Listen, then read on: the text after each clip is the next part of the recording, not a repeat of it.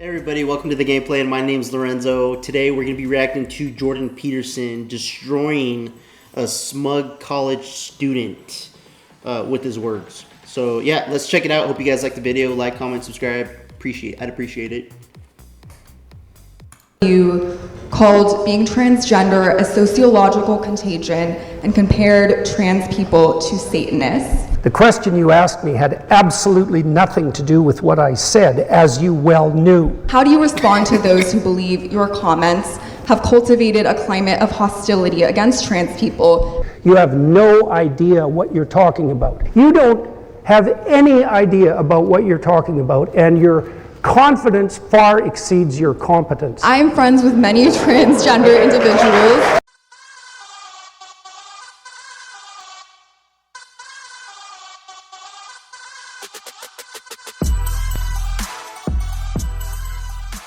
And you know, I really like Jordan Peterson. I read his. I'm still reading his book. Actually, I'm not even finished reading his book. He is very passionate when he speaks.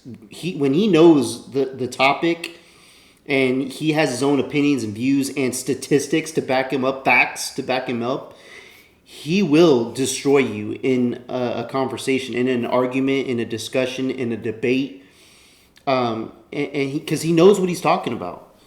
For those of you that don't know who Jordan Peterson is, I'll post like a little description on the side right here so you guys can see a little bit of who he is and what he has accomplished during his life so far. Let's check this video out. Hello. Hello. My question is in regards to a comment you made on Joe Rogan's podcast a couple years prior, where you called being transgender a sociological contagion and compared trans people to Satanists. To Satanists? No, I don't think so. You called being transgender equivalent to participating in satanic rituals in the 1980s. This is a quote. Sorry, I didn't catch that last part. You called being transgender and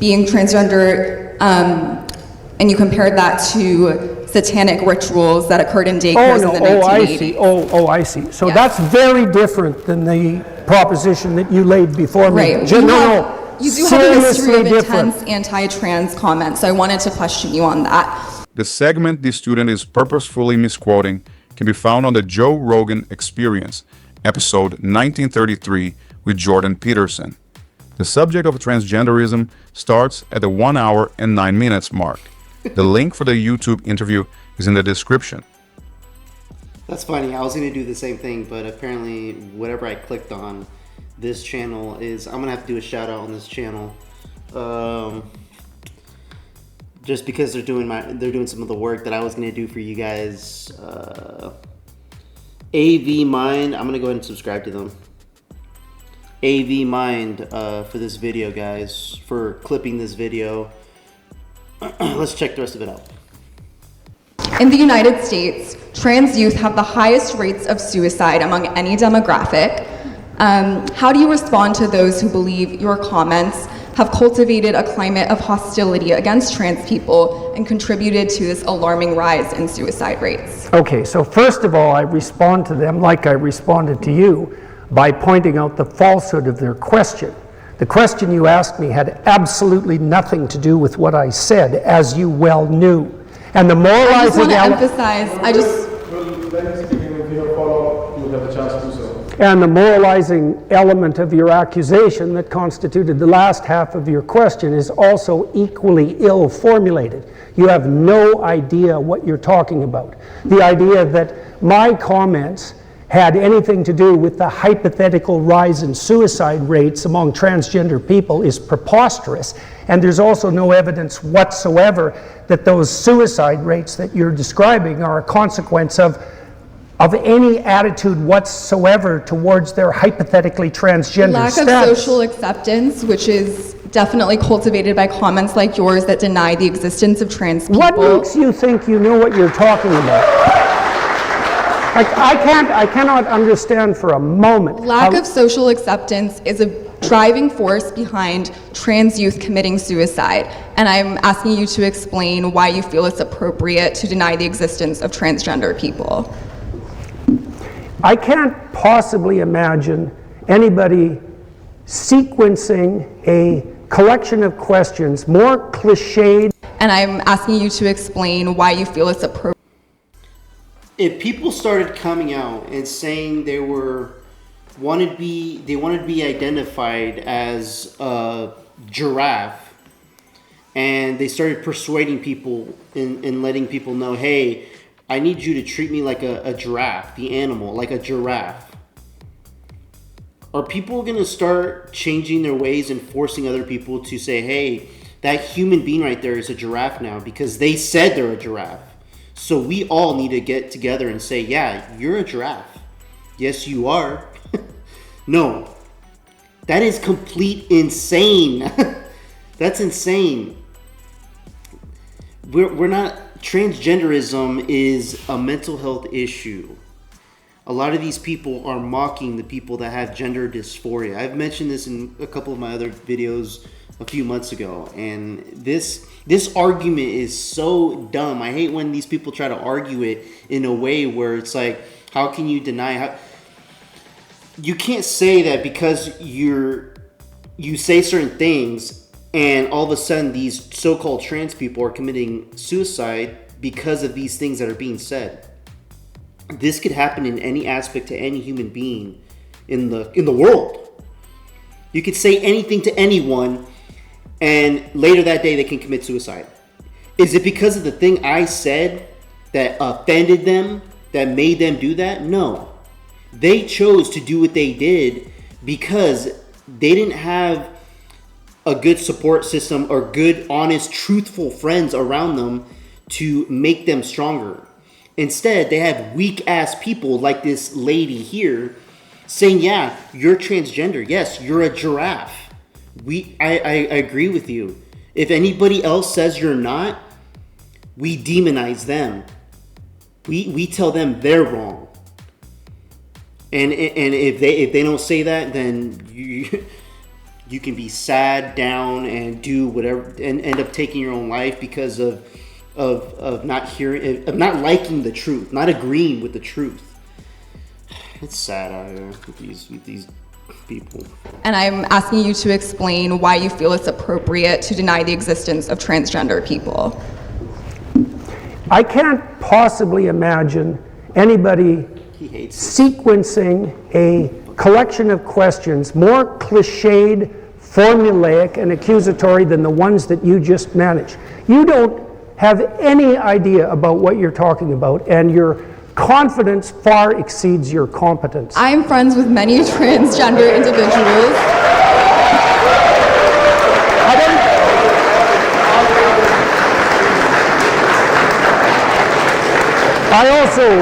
I also don't know who educated you at this fine university, but they're doing a damn dismal job. I would like to, Dr. Peterson, I think one of the things at Oxford Union we welcome all kind of questions, and I think I would appreciate if the substance of what she's asking. There was no substance.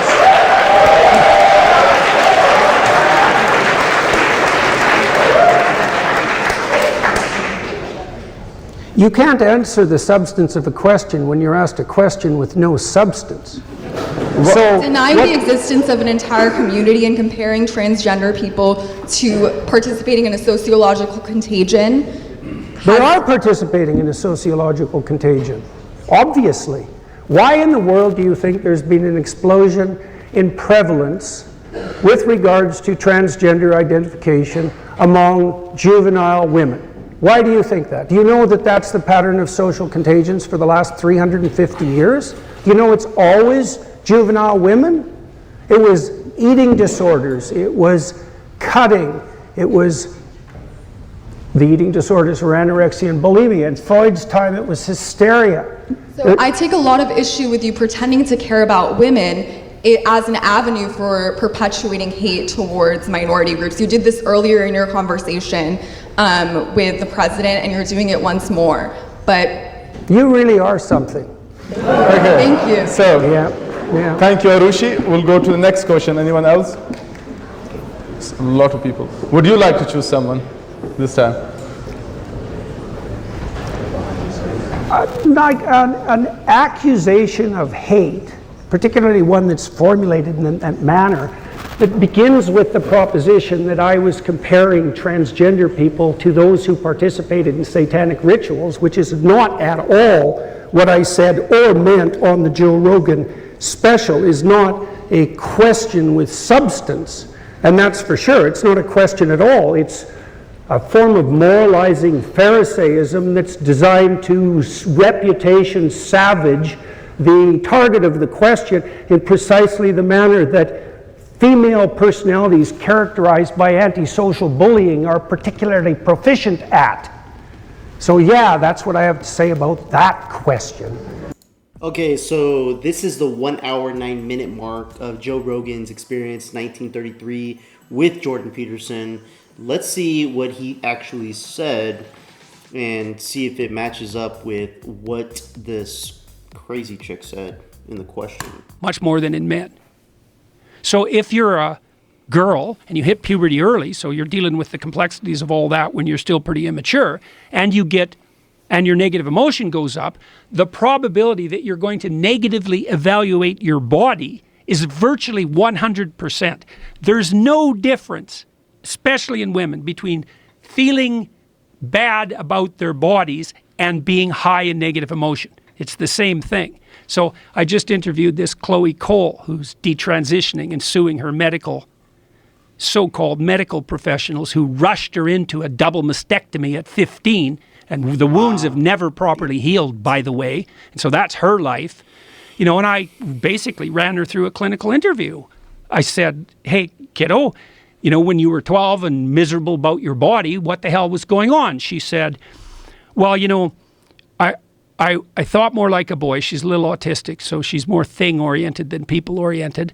And so she didn't get along with girls that well. And then she was dreaming that she'd turn out like Kim Kardashian, but she turned out to have kind of a boyish figure. And then she thought, well, I'll never really be a good, full woman. And so maybe I should be a boy. And she started to toy with that. And then she went to her medical professionals with this body dysmorphia. And instead of sitting her down and saying, look, kid, you hit puberty kind of early.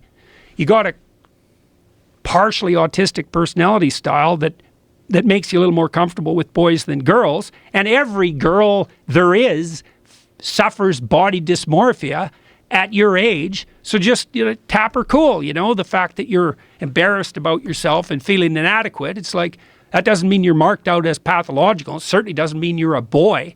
No one ever told her that. That's like basic information, man. They just rush her along the pathway. Puberty blockers at 13, and then a double mastectomy at 15. What is causing this rush to that? Like, how did this happen, and how did this happen so quickly? Well, this is partly tied up with this issue of the college. So here's one way into it. So now professionals are bound by law to offer gender-affirming advice. They're bound by law. Okay, so this is what this means. If you bring your 13-year-old in to be evaluated by a physician or a psychologist, and maybe she has high levels of neuroticism, tilting towards depression and anxiety, and then that's making itself manifest in bodily discomfort, now that's being shaped by this cultural fad that insists that if you feel uncomfortable in your body, it's because you're of the opposite gender. That's the psychological epidemic part of it. And we can talk about that in a little bit more detail. But now you're duty bound by law, if you're a professional, to say, oh, you think you're a boy? Yeah, absolutely. You absolutely, 100%, you are. What can we do to facilitate that move forward? And that all got, what would you call, pushed into the law under the guise of the elimination of conversion therapy. So, unbelievable. Now, the problem with that is, you see, if you're a therapist or a physician, you don't affirm someone's identity. That's not your job. And your job is not to deny their identity either. Your job is to help them explore their identity and hopefully to develop it. And so someone comes to you, maybe they have body dysmorphia. And so maybe they're anorexic. That's a form of body dysmorphia. And so the first thing you do, if you have any sense, is you note that that's stemming out of an underlying, more global proclivity to suffer from depression and anxiety. So that's the big elephant in the room, depression and anxiety. So if the trans activist types say, well, the body dysmorphic types are more likely to have suicidal thoughts, it's not because they have body dysmorphia, it's because they're prone to depression and anxiety, and depressed and anxious people are more likely to have suicidal thoughts. And maybe body dysmorphia adds a bit to that, but nobody really knows. Probably adds some. But the fundamental issue is one of depression and anxiety. So now you're suffering from, unspecified self-consciousness, and the culture twists around to offer you a narrative. And the narrative is, oh, well, you're in the wrong body. And then the carrot is, and this is part of it gets extraordinarily pathological, is a lot of these kids who are suffering from this alienation are unpopular. And now they're being enticed. It's like, yeah, well, you're not unpopular. You're interestingly special. So if you just take this carrot, you're the opposite sex, all of a sudden you're not a victim, you're a brave, you're a brave seeker after your redemptive identity. And now you can be elevated and you can be treated specially. And my God, if you're an unpopular teenager, how could anything be possibly more attractive than that? And then you also think, well, why are teenagers gullible in that way? Why do they go along with the crowd? And the answer to that is, that's what you're supposed to do when you're a teenager. That's your job, right? Because first of all, you're with your parents and you're not yet a fully fledged individual. And so what you have to do is you have to become part of the group. And if you're not part of the group, well, maybe you're a stellar, creative genius and you're exceptional in that manner, but more likely you're just a loser who couldn't fit in. Or an outcast, yeah. It's I don't know, it's already been almost 5 minutes into the interview with Joe Rogan, and I didn't hear anything about satanic in regards to the question. I'm sure he said it probably in a way in the video. The Joe Rogan, it's about 3 hours long, so I won't be able to watch more and more of it. I encourage you guys to check it out. If you guys know exactly which timestamp it's at, please leave it in the comments below. I thought it was around this mark, just like the other YouTuber said, but I didn't hear it, or unless I missed it. But yeah, that's Jordan Peterson right there. I mean, he's good. He knows what he's talking about. Because he's spent years of his life reading books and indulging in his profession. Let me know what you guys think about this video in the comments below. Like and subscribe. I would appreciate it. Till next time, peace out, everybody.